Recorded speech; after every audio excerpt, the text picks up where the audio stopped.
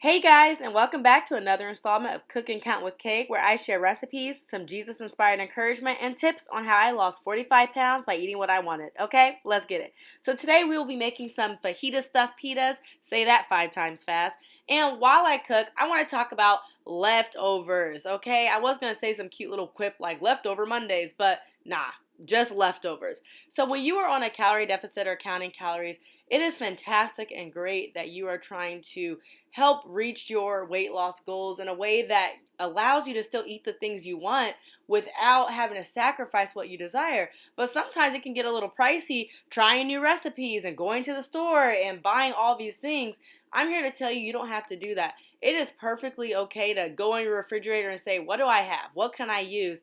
And still use that to make these recipes and enjoy the foods that you love without having to break the bank. As you can see, guys, I was pulling out peppers from plastic baggies. I had some sausages from a leftover meal. That onion was from some other recipe I had made earlier that week. And even the corn I'm going to be using and the chickpeas and stuff like that. Guys, that was from my cabinet. I literally did an inventory of all the stuff I had at the house, and I said, what can I make that will still get me excited about eating, but it will still keep me within my calories for that meal? So as you can see, I was able to put all of this together and make something that was delicious. And I only had to purchase a minimum amount of ingredients that I needed in addition to what I already had at home.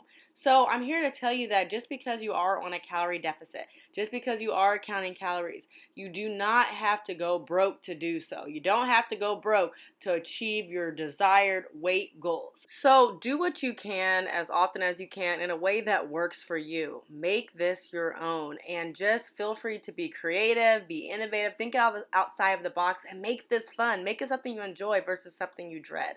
That being said, this was 506 calories per serving. If you like what you see, please do not forget to like and subscribe. God bless.